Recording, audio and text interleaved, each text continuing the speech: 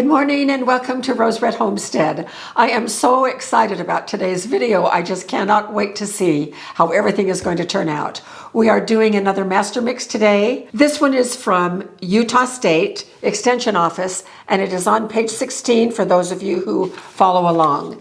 South of the Border Meat Mix is what this is called.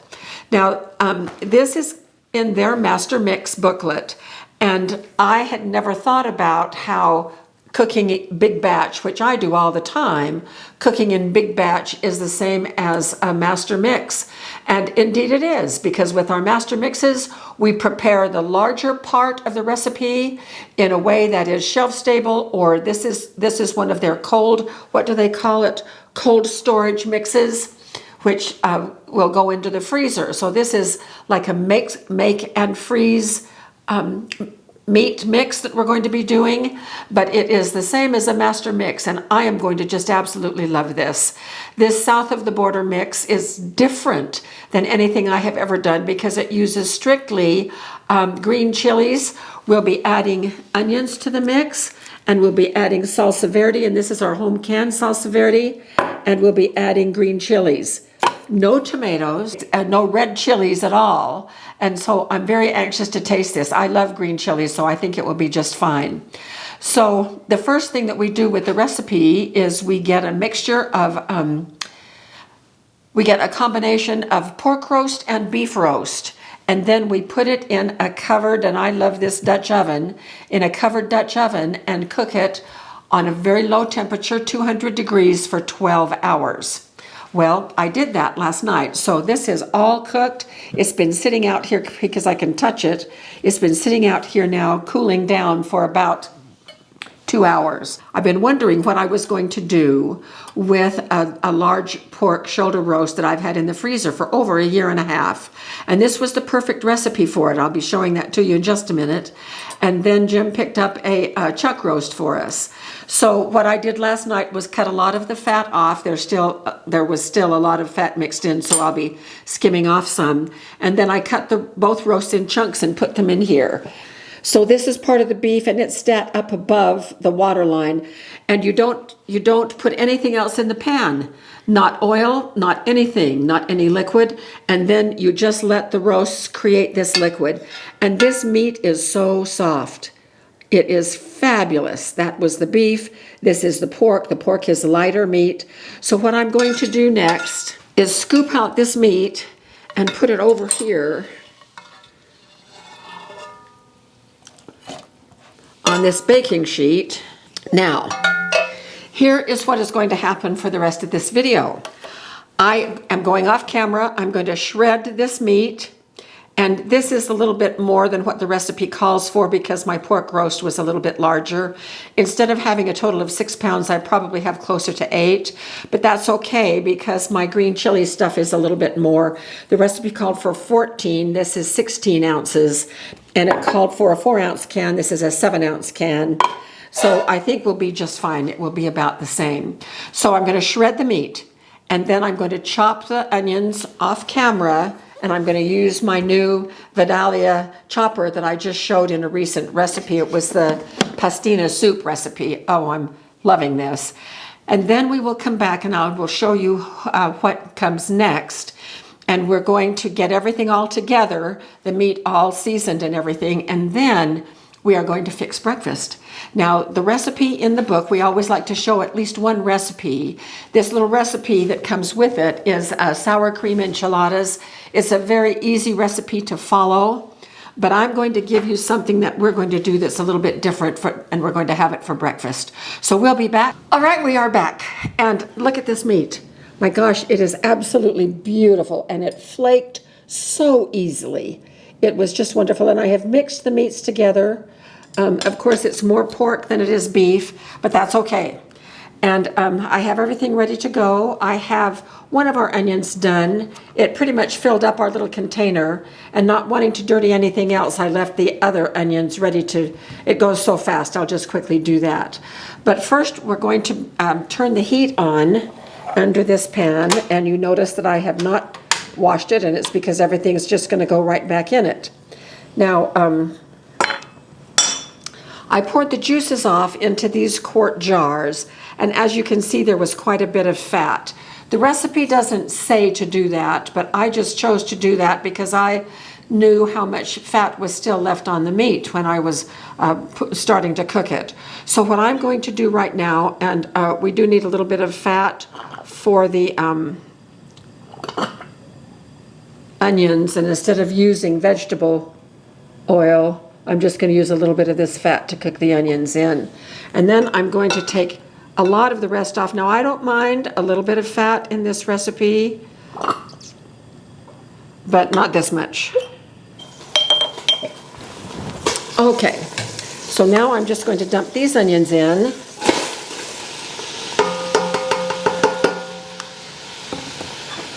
Stir around a little bit. And it says to also put the green chilies in, which I'm going to do.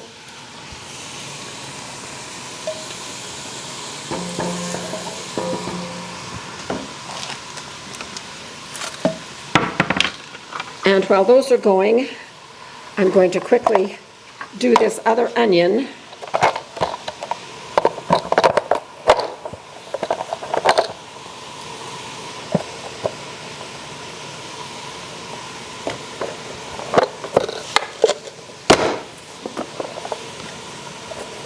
So fast.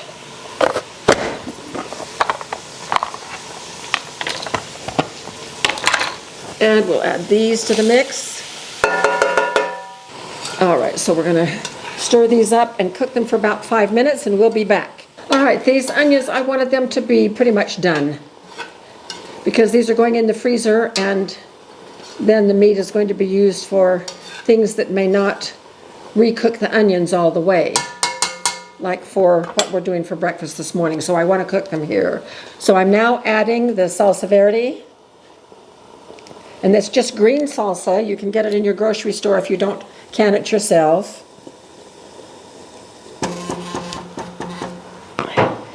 And here are the spices. And we're to add the flour at this point, which I think is a lot of flour. I hope I just didn't make a mistake there by adding it all, but we'll see. And then we stir this around and let it cook for an additional couple of minutes until it thickens.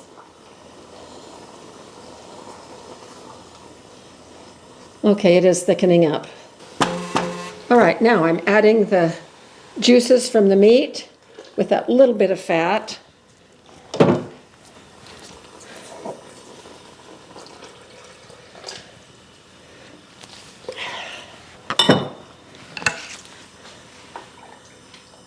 I want this to get good and hot, so I'm really going to just take it right up to a boil. So we'll be back when we're ready to add the meat in. This is not quite what the recipe says, but I just feel like I need to do that, so I'm going to. Okay, so this has come to a boil.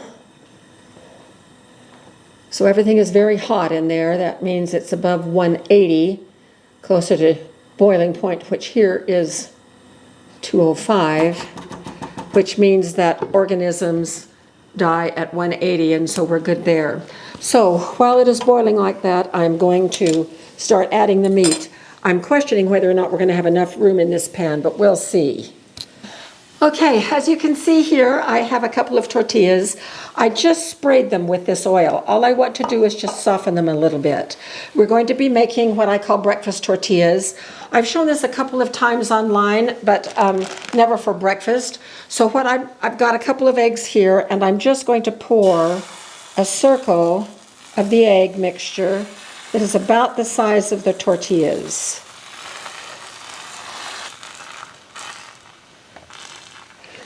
Then I'm going to take one of the tortillas and just move it right over to the top of this and kind of mash it in place, and then do the other one.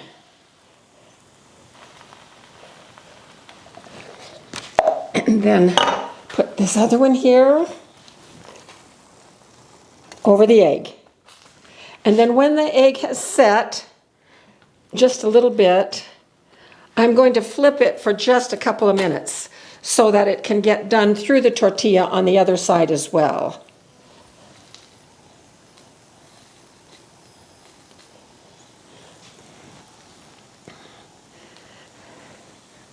These are so good. We like to do these when we go camping. Okay, now this one, we're going to flip back so the tortilla side is up. And then, for our meat that has been sitting, to put a layer of meat on the bottom here. This is really, really, really good. I'm going to flip this over.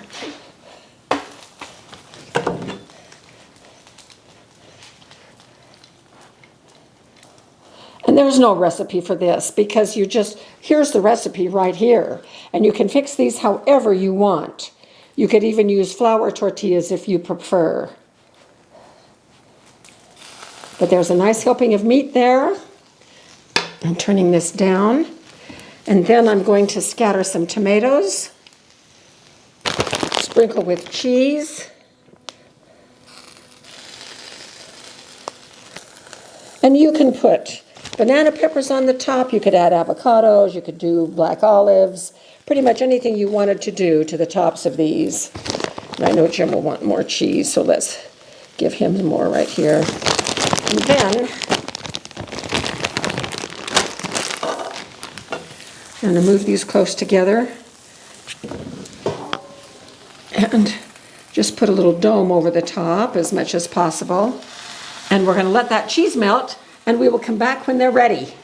Well, here we go. This is how Jim finished his, and this is how I finished mine. And so we're going to take a quick break. And, oh, I should probably taste it on camera, though, so you can see how it... So just with a little fork, you cut all the way through the layers. And I just want the meat and the cheese for the taste test.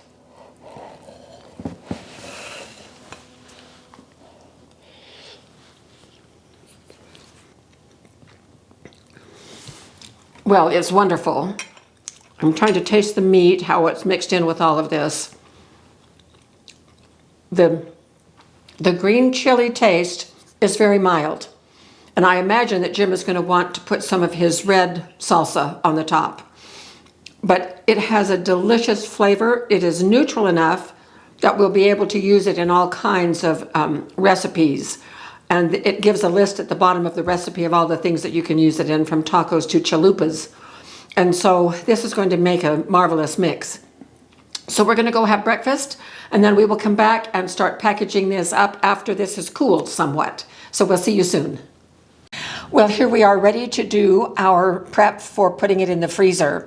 Now we're going to be using our Innova Precision chamber vac, which I'm just growing to love more and more each time that I use it.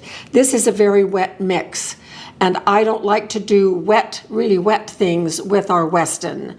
And this handles it just beautifully. Now, when I was testing it out a few minutes ago, now our recipe says to package it in a quart container, but with only 3 cups of the mixture in the container.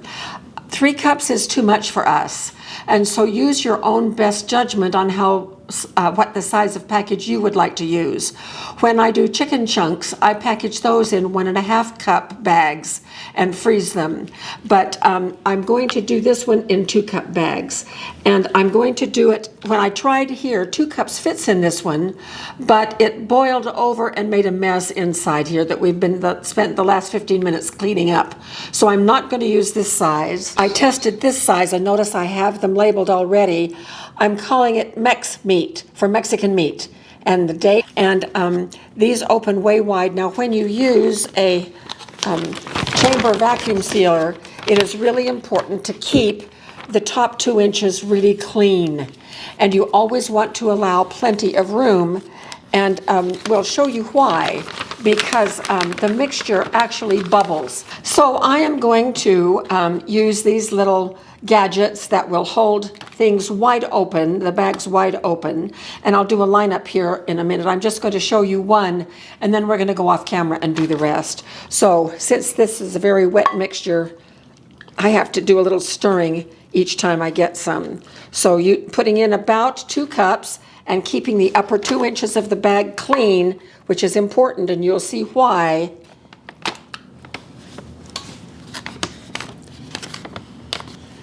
Okay, so here we go. Now, I'm going to bring this around and put it in here. Now, Jim's going to come up close so that you can see what I'm doing.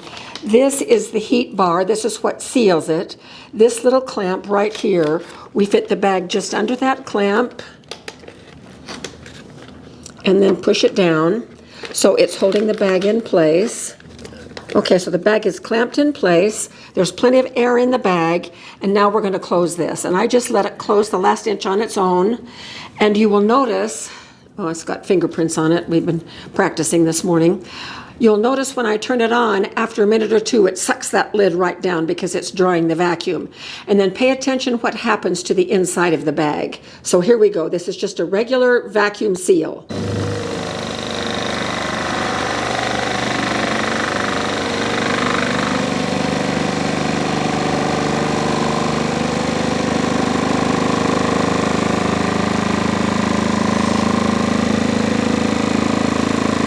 So the mixture is starting to bubble around the edges.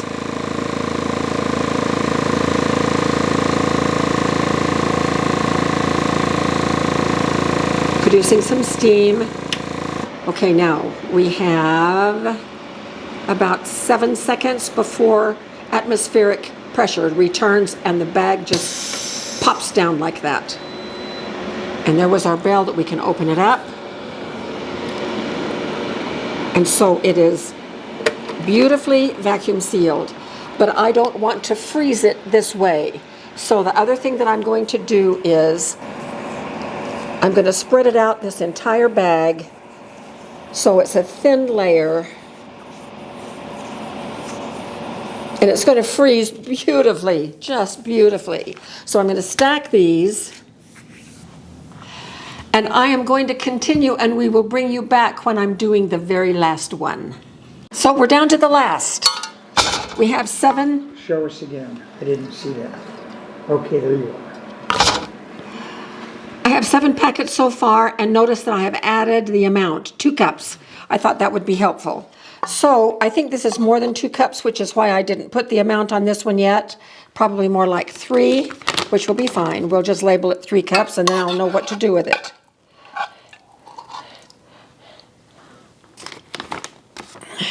And actually, it's more like 2.5. Okay, let's get our last one done.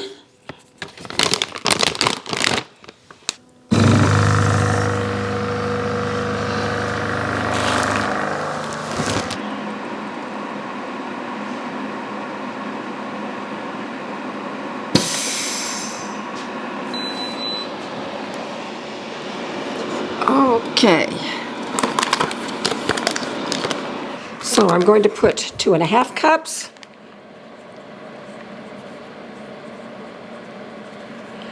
Not that it's going to make that much difference. And then spread it out so that it will freeze flat.